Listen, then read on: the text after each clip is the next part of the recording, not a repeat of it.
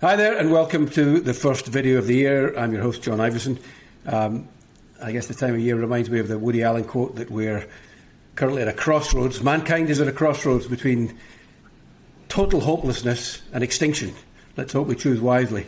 It does not feel that the prospects are too bright at the moment. Joining me, as usual, to discuss those gloomy prospects are Andrew Balfour from Rubicon Strategies and Marcella Monroe from Macmillan Vantage.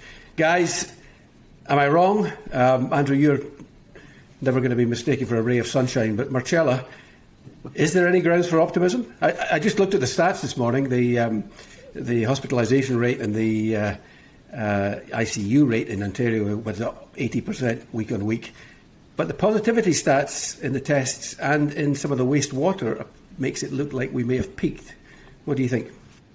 Well, the one good thing I heard someone say yesterday, I forget which scientist or doctor, was that, there is some hope in the sense that usually when a virus becomes more virulent, but has less horrible consequences, it means that the virus is on its way to burning itself out.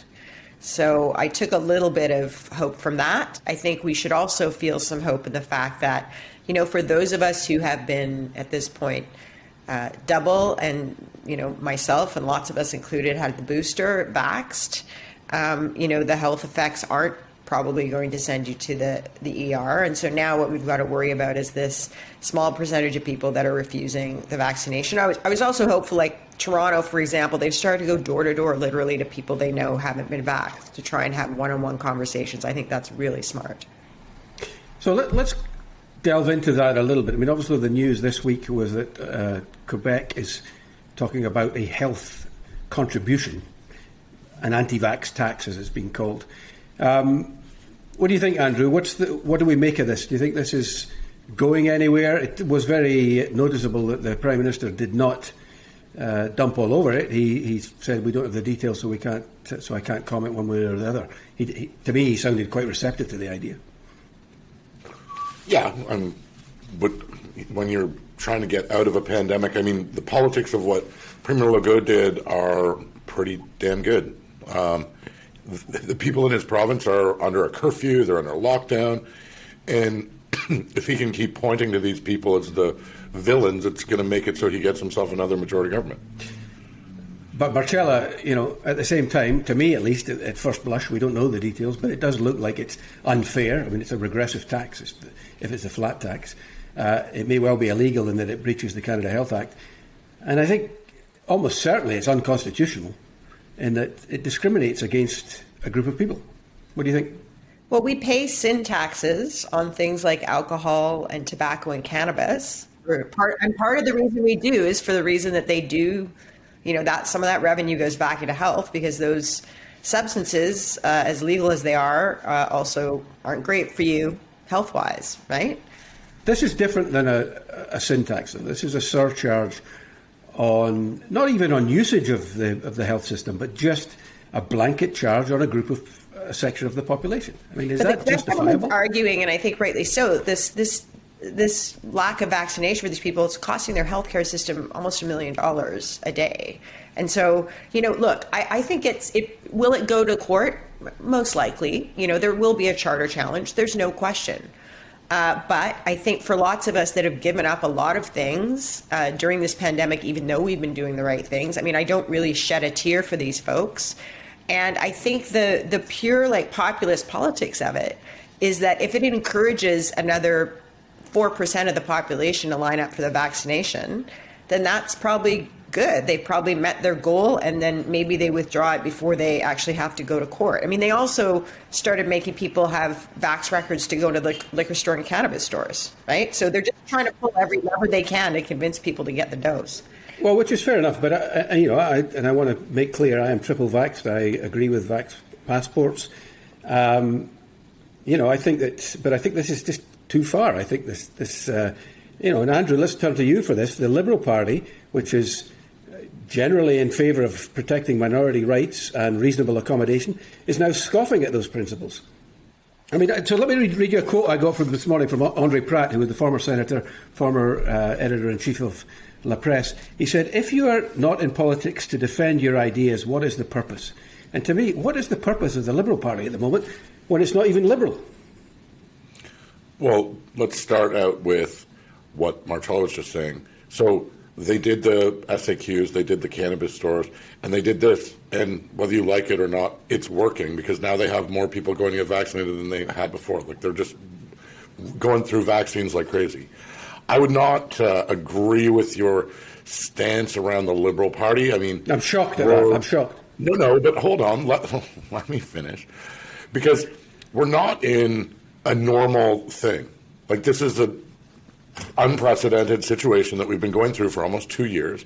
And maybe we have to do some different things and maybe we have to bite down hard on a couple of things to get out of it. And I think that kind of abandoning certain principles in a temporary basis might have to be done. Much like I don't really care if in 2 or 20 years from now this gets to the Supreme Court and they're like, oh, what Quebec did was unconstitutional. Oh, well, did it make it so that now have like less lockdowns and we're through COVID? Like, I don't care at this point. And I think that the 90% of Canadians who've got vaccinated who are tired of being locked up because of the 10% of people are overwhelming the hospitals, I don't think people care anymore. Well, let me read another quote. This is That's why it's good politics. Friedrich von Hayek, the economist,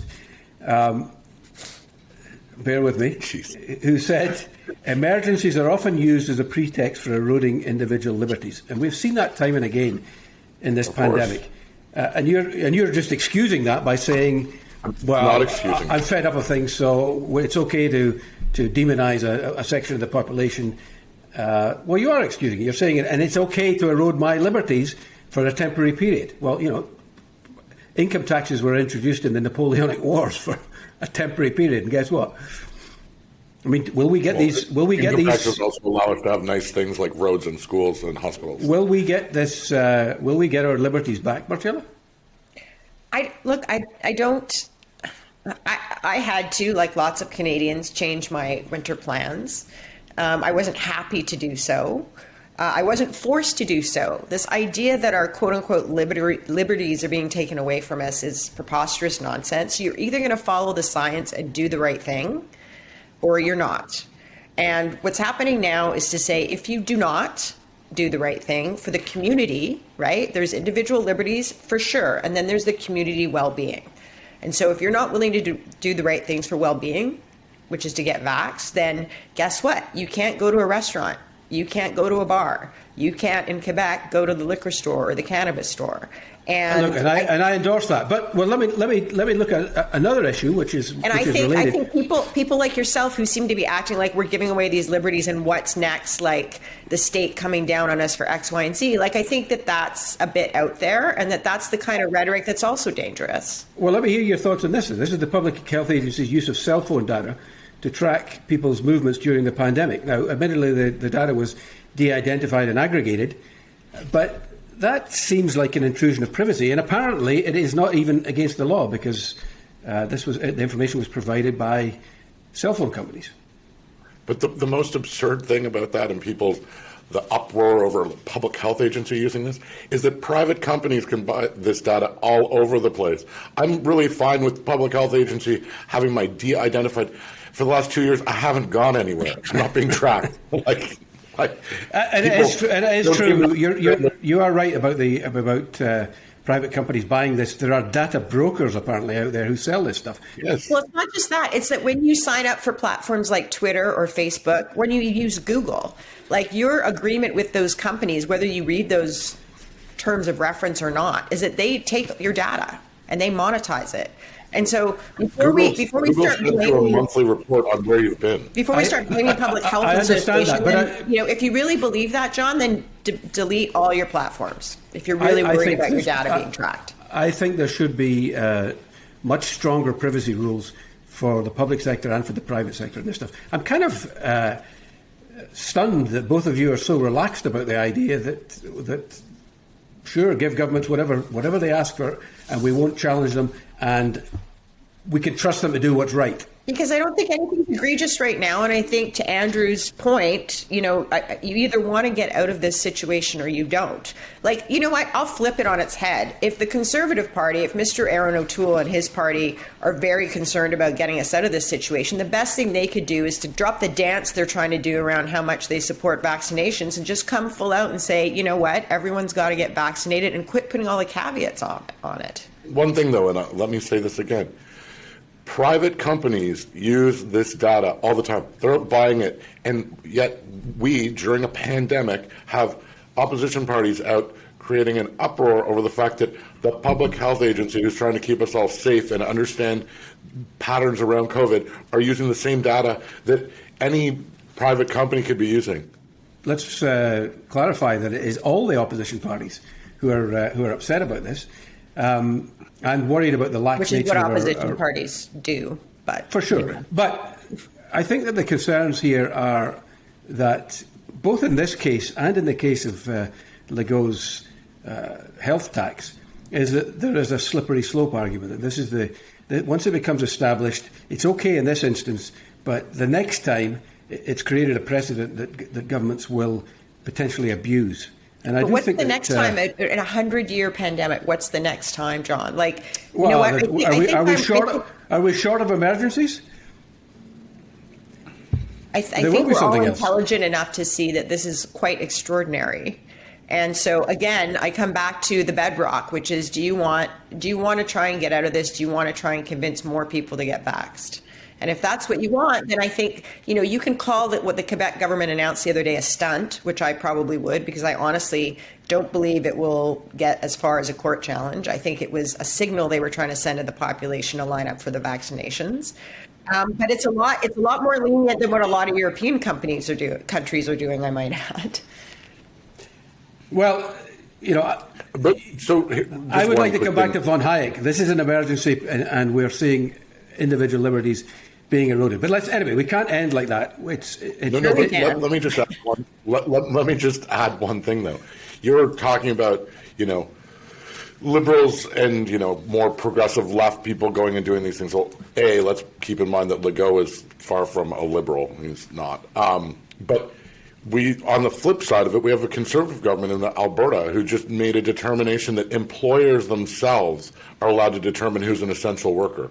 Is that not going a little too far another way? Like, it's not one party being doing something wrong or one ideology doing something wrong. It's like I'm not arguing that it's one ideology. I suspect all governments of all shades. Anyway, as I was saying, we can't end like that. Is there anything good happening in the world? Has anybody got anything nice to say about anybody else? Every day we get closer to spring. We know that in springtime that COVID goes away. So every day. Yeah, sitting on a patio is pretty good. I did see someone post a story that apparently several hundred dogs have been rescued from some weird Korean dog pound situation and are coming to Canada to find new owners. That's nice. That's probably a nice way to have it. One thing there were a couple of stories that I thought were kind of interesting. They were very good news. We're all doom and gloom about the climate issue, but there was one where 100 passengers apparently flew from Chicago to Washington in late December on a plane with one engine running on sugar, water and corn, 75% cleaner than petroleum fuel. And a couple of days later, Chinese scientists set a world record for nuclear fusion, which is obviously, this was the artificial sun story where obviously the hotter it is, the more electricity it creates. So I think we'll leave the viewers with that. A slightly more optimistic take than Woody Allen's Crossroads to Extinction. So, anyhow, thanks for watching. Andrew, Marcella, speak again. Happy New Year, guys.